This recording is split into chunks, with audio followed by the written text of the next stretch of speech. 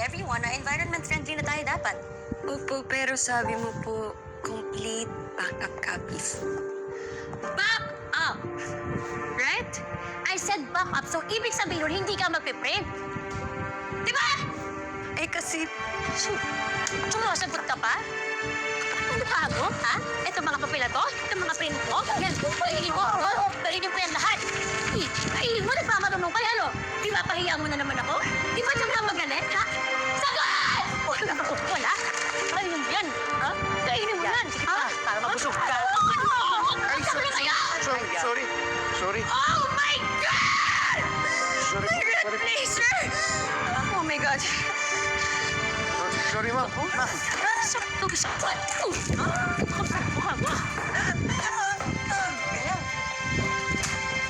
Ma'am Samantha! Ma'am! Ma'am Samantha!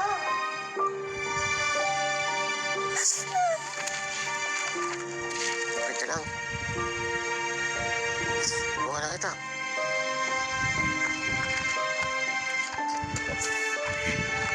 Oh.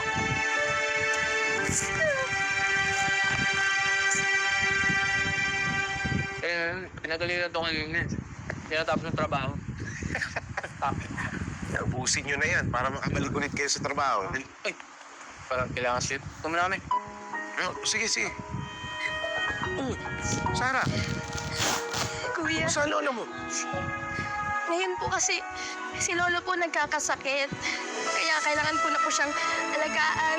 Kailangan ko muna magtigil ng pag-aaral ngayon. Sorry na po sa abala, sorry na po sa disturb. Sarah, huwag kang mahiya. Hindi na sa akin iba ang lolo mo. Sa day off ko, pupuntahan ko kayo. Magdadala ako ng mga bigas, dilata. Pero pagpasensyahan nyo na dahil yun lang ang makakaya ko. Kuya, malaking tulong na po yun. Salamat po. Tsaka meron po ba kayong alam na trabaho? Kasi pwede na po akong magtrabaho ngayon. Meron po ba? Oh. Sige, magtatanong-tanong ako. Pero, Sarah, itong tandaan mo. May awa ang Diyos. Huwag kang bibitaw. Opo. Bumalik ka sa pag-aaral. Salamat po.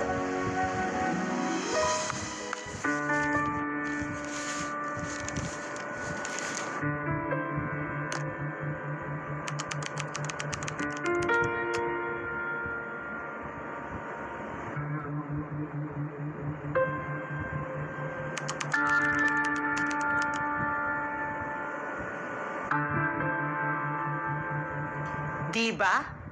Sinasabi ko na nga ba? Betsy, Anong ginagawa mo dito? Betsy, Sagutin mo tanong ko. wala akong masamang intensyon.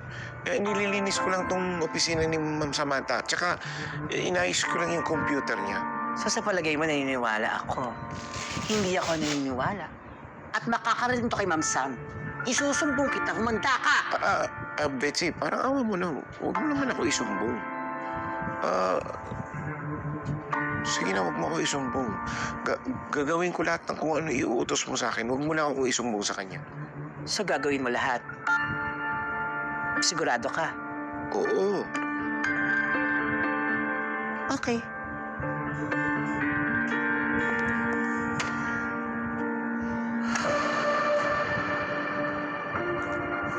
my God.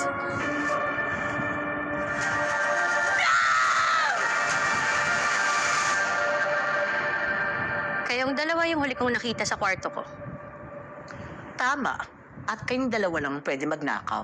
Kaya umami na kayo nung magnanakaw. Basta walang uuwi. Hanggat walang umaamin kung sino kumuha. Mama, hindi po talaga ako nakumuha nun. Hindi po ako magnanakaw. Ako rin po. So ako.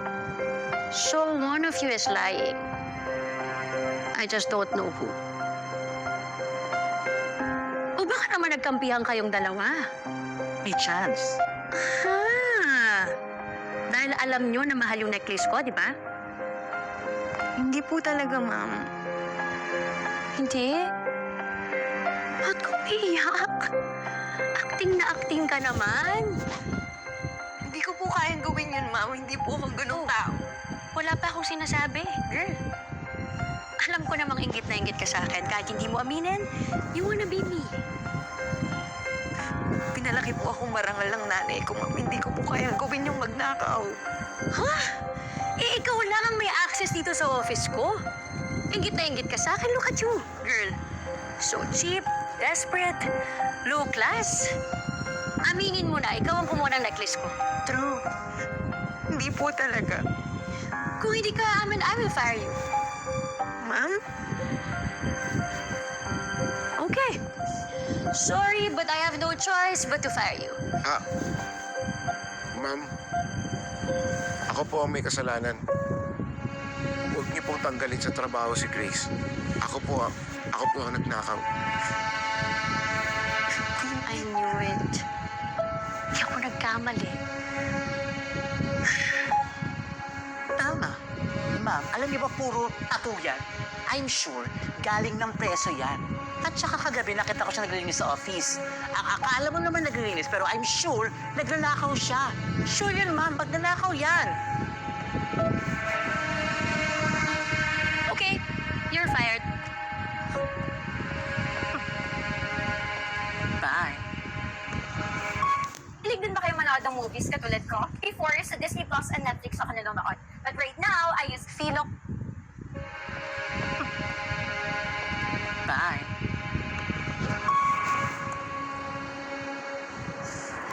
Kuya Mel, bakit niyo po ginawa yun? Alam ko po hindi niyo po kayang nakawin yung necklace. Grace, alam kong kailangan mo ng trabaho. Huwag mo ko intindihin. Kaya ko sarili ko. Salamat po, Kuya Mel. Malaki ang ambag mo dito sa kumpanyang ito. Kaya dito ka lang. Dito ka lang Good job ka palagi. Pero kung may kailangan ko, Kuya Mel, huwag kong mahihiya. Sabihin niyo lang po sa akin, ha?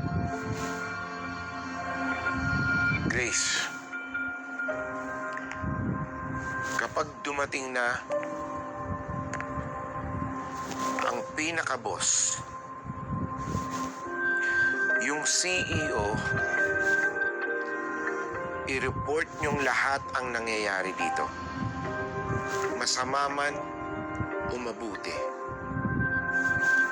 Huwag kayong matakot.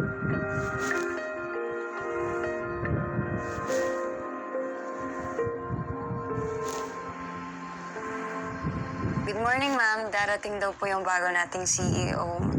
Yung anak ng owner ng company. Kaya dapat po lahat prepared. Yung owner, akala ko nasa abroad. Yun nga din po yung alam ko eh. Very private person po yan.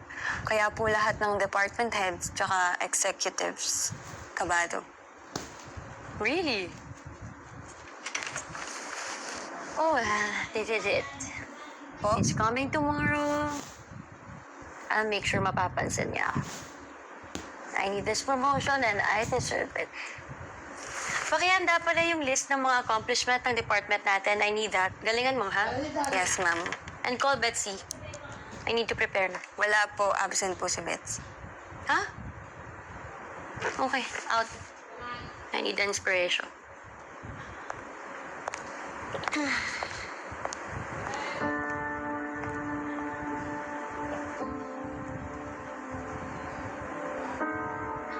Yan si Carmela, tsaka si Betsy. May friend pala siya.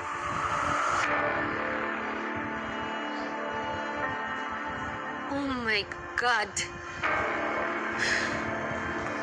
Hello, hello, hello.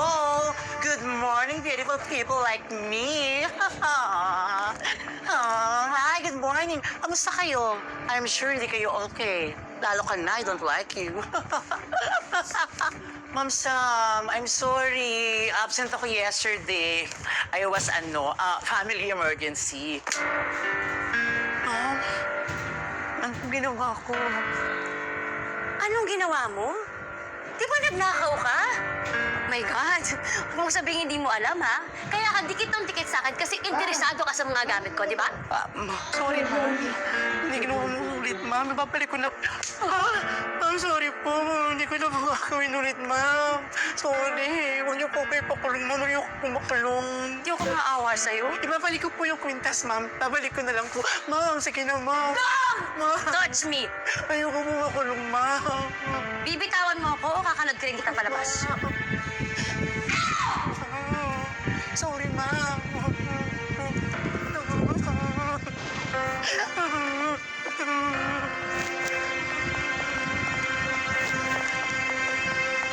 Ma'am Samantha, lumabas din po ang totoo. Inosente po si Kuya Mel. What do you want me to do? Hanapin ko siya? Mag-beg ako? Mag-sorry ako? Out!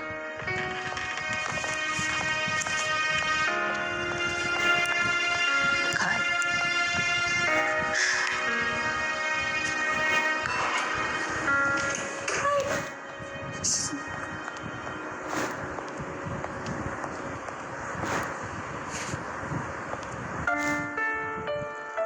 Hindi mo nakita?